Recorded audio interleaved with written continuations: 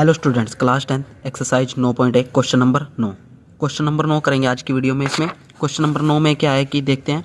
एक मीनार के पाद बिंदु से एक भवन के शिखर का उन्नयन कोण 30 डिग्री है और भवन के पाद बिंदु से मीनार के शिखर का उन्नयन कोण 60 डिग्री है।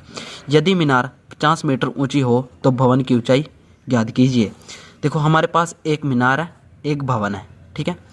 मीनार के पाद बिंदु से भवन के शिखर का उन्नयन कोण 30 डिग्री है और भवन के पाद बिंदु से मीनार के शिखर का उन्नयन कोण 60 डिग्री है। मतलब कि हमारे पास मीनार बड़ी है, भवन छोटा है, ठीक है। इससे पता चलता है। क्वेश्चन हमने अच्छी तरह से पढ़ लिया। अब क्वेश्चन के हिसाब से हम डायग्राम बनाते हैं, ठीक है। अब हम डायग्राम बनाएंगे, ठीक है। हमारे पास मीनार है, मीनार बड़ी है। देखो, यहाँ पे एक भवन, ये हमारे पास क्या है, भवन है, ठीक है। मीनार भवन से बड़ी है, ठीक है। ये हमने मीनार ले लिया। ये हमारे पास क्या है, मीनार, ठीक है। ये दोनों एक की ज़मीन पर है, ठीक है। मतलब कि जो उनके पॉइंट है पाद बिंदु, ये हमारे पास मीनार का पाद बिंदु है, मीनार का पाद बिंदु, ठीक है। ये भवन का पाद बिंदु है, ये भवन का शिखर है, ठीक है। ये मीनार का शिखर है, ठीक है।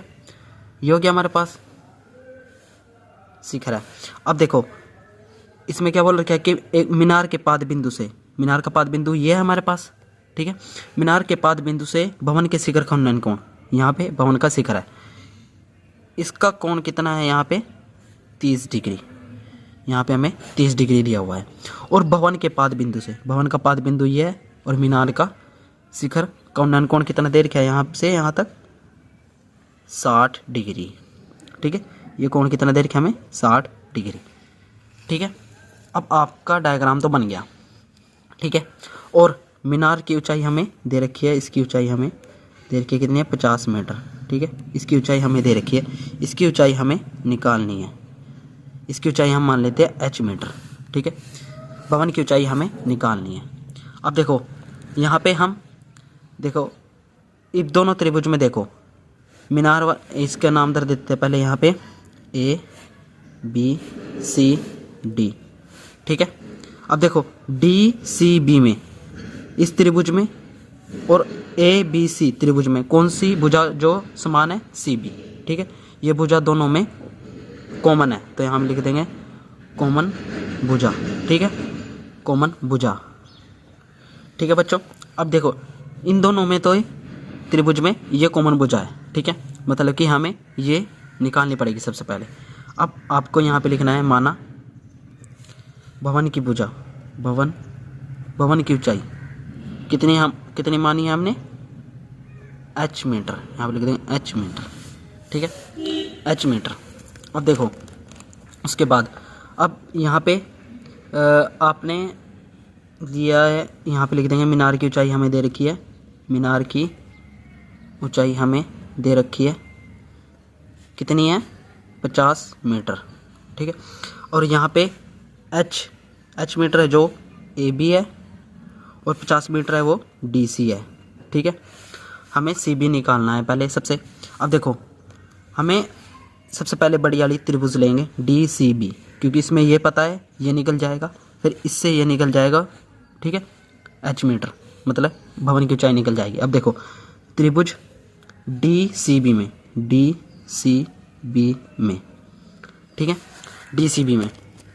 अब देख लो, यहाँ पे DCB में ये हमें दे रखा है, ये हमें निकालना है। अब देखो, ये है त्रिभुज हमारे पास।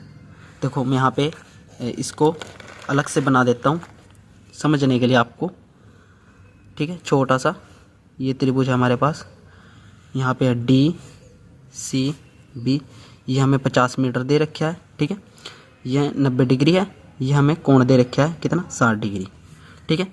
कोण के सामने वाला क्या होता है, लंब, ये हमारे पास लंब है। 90 डिग्री के सामने वाला क्या होता है, कर्ण, ये कर्ण होता है। ये ऑटोमेटिकली आधार हो गया, ठीक है। अब देखो, ये हमें दे रखा है, ये हमें निकालना है, ठीक है।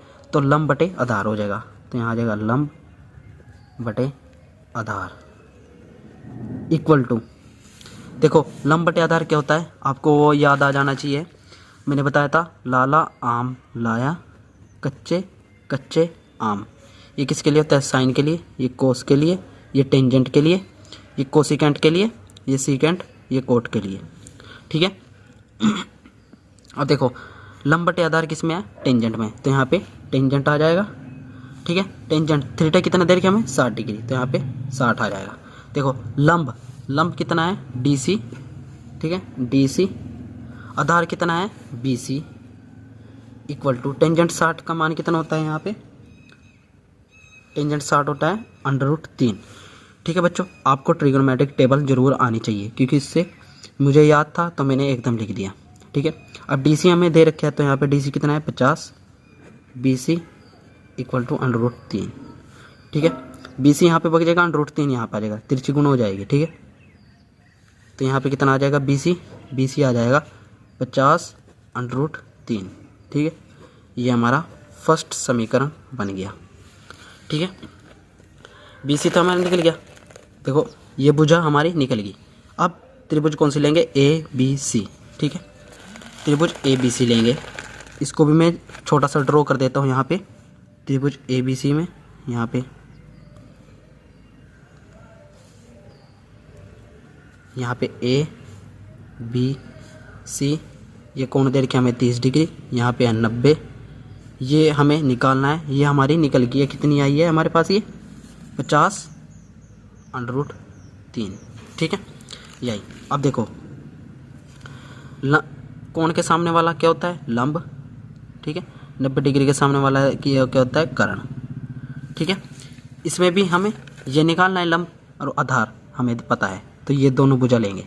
तो यहाँ आ जाएगा, देखो त्रिभुज ABC में, यहाँ लेंगे त्रिभुज ABC में। ठीक है, त्रिभुज ABC में अब क्या लेंगे? देखो लंब बटे आधार। ठीक है, सेम लेंगे। क्या होता है लंब बटे आधार? टेंजेंट। एंगल कितना है इसका? 30। तो यहाँ पे 30 आ जाएगा। लंब हमारा h है। ठीक है, h मीटर। आधार हमें पता है कितना है हमारा? 50 √3। ठीक है, इक्वल टू टेंजेंट 30 कितना होता है यहाँ पे बच्चों? बताओ मुझे। 1/√3। ठीक है। अब देखो h के नीचे कुछ नहीं है, तो यहाँ पे 1 आ जाएगा। ये 50 यहाँ पे आता है और √3 h के पास पहुँच जाएगा। ठीक है, तो यहाँ पे कितना हो जाएगा? देखते हैं आगे। h गुणा √3 डिवाइड बाय 50 हो जाएगा, इक्वल टू 1/√3। अब देखो √3 यहाँ पे आ जाएगा। ठीक है, 50 यहाँ पे चले जाएगा। तो देखो आगे कितना होएगा? यहाँ पे लिख देते हैं। h यहाँ पे रह गया, तो यहाँ 50 आ गया पर। ठीक है, ये 50 ऊपर आ गया। और √3 कितना होता है? में √3 गुणा √3 तो जाएगा 50। √3 कितना होता है? 3। ठीक है, तो यहाँ पे देखो इसको काटो। 3 × 3 3 × 18। ये कितना आ जाएगा इसका? 16 सही 2/3। ठीक है, मीटर। ये हमारा h आ जाएगा। तो लिख देंगे यहाँ पे भवन की ऊंचाई 16 सही 2/3 मीटर है। ठीक है, ये हमारा आंसर हो जाएगा। ठीक है बच्चों, थैंक्स टू वॉचिंग।